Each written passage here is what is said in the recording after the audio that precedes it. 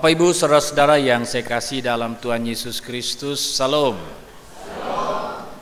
Sehubungan dengan akan berakhirnya tahun 2021, tadi saya dapat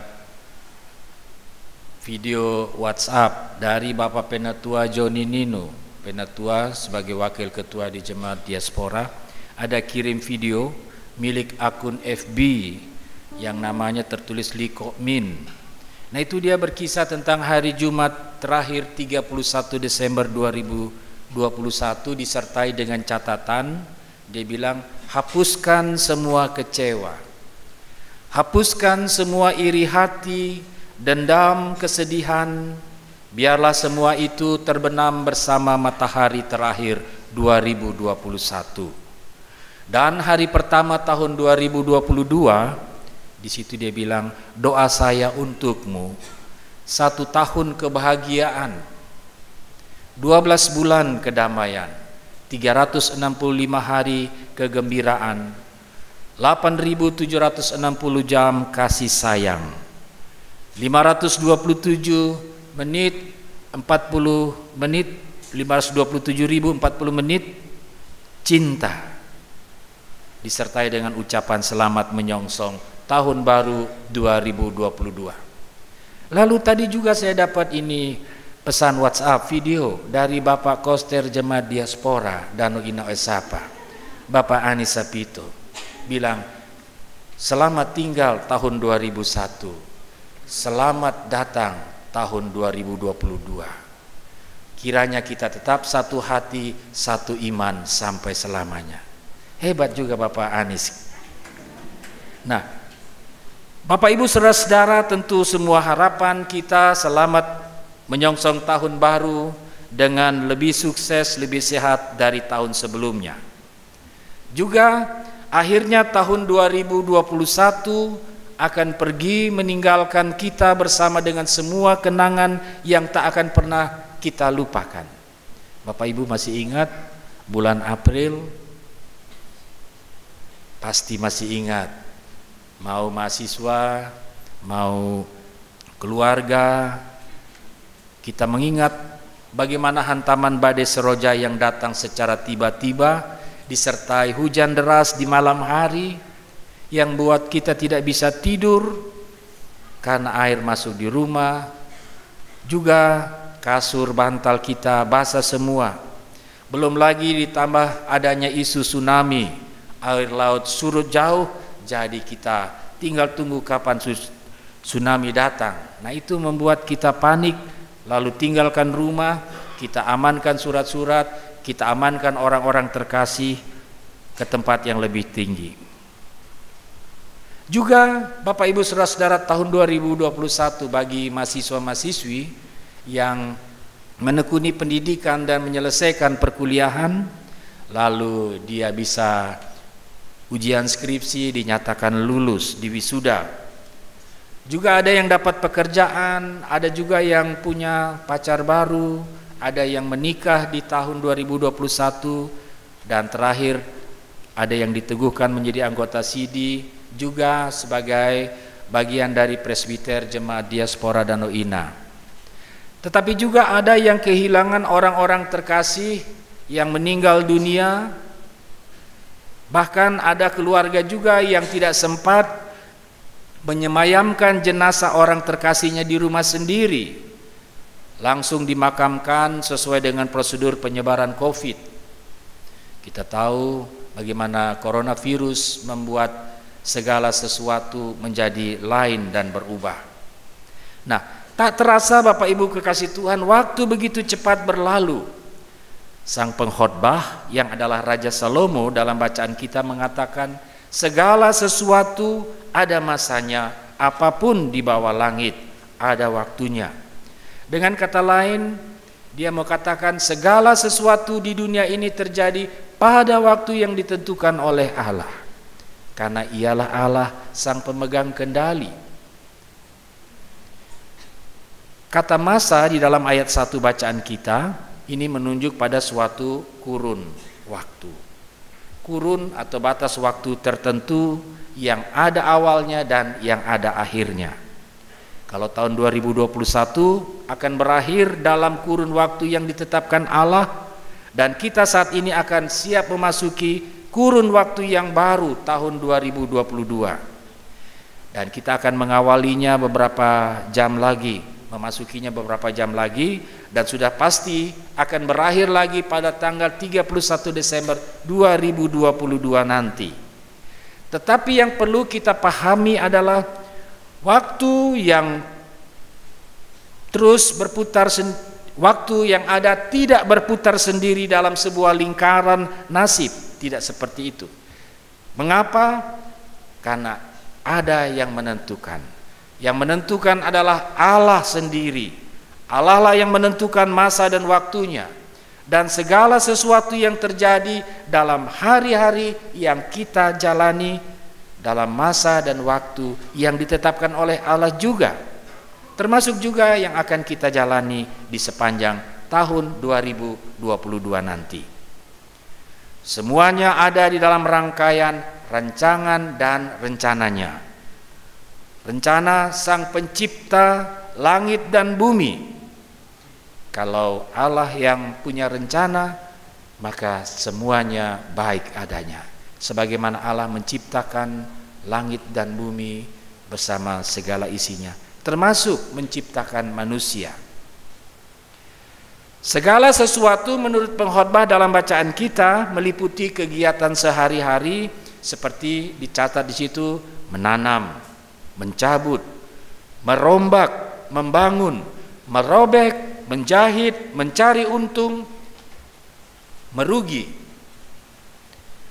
Termasuk di dalamnya kejadian yang melibatkan perasaan atau emosi seseorang, seperti tercatat di situ ada menangis, ada meratap, ada tertawa, ada menari, ada mengasihi, membenci, ada memeluk, ada berbicara, berdiam diri, ada lahir, ada meninggal, ada perang, ada damai.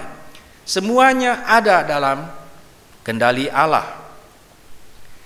Ada masa berupa sebuah periode yang ditetapkan dan waktu berupa kejadian yang ditentukan sebelumnya oleh Allah, atau semua yang terjadi di bawah, atas semua yang terjadi di bawah matahari. Tidak ada yang kebetulan. Bahwa kejadian peristiwa yang terjadi merupakan bagian dari sebuah rencana besar di tangan Allah sendiri, dan Allah lah yang lebih mengetahui daripada manusia. Manusia mencoba meramal-ramal, tetapi Allah yang bertindak menurut rancangan dan kehendaknya. Nah, penulis kitab pengkhotbah memiliki pandangan hidup bahwa di pusat kehidupan dan sejarah dunia ada Sang Pencipta, yaitu Allah. Dan pengkhotbah meyakini seluruh kehidupan termasuk aktivitas manusia dalam bagian dari sebuah siklus yang sudah ditentukan, walaupun manusia merindukan sesuatu yang lebih besar dari itu. Dia tidak dapat berbuat apa-apa. Dia harus puas mendapat sedikit kebahagiaan yang diperolehnya tanpa bisa dia tolak. Sebab dia terlibat di dalam siklus kejadian yang tidak ada henti-hentinya, di masa lalu, masa sekarang, dan masa yang akan datang. Dan Bapak Ibu Saudara-saudara, kematian akan membuat semuanya menjadi relatif. Orang bisa mengumpulkan harta benda berlimpah, tetapi kemudian ia mati dan hartanya tidak dapat dibawa serta dalam dunia orang mati. Semuanya adalah sia-sia. Dan Bapak Ibu Saudara-saudara, yang membuat hidup tidak sia-sia hanyalah iman dan ketergantungan orang beriman kepada Allah.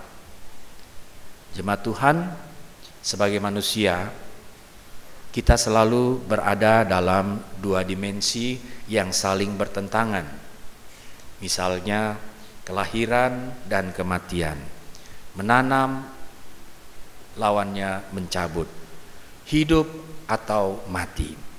Nah, semua itu dialami terjadi dalam dimensi waktu yang berada dalam jangkauan dan campur tangan Allah.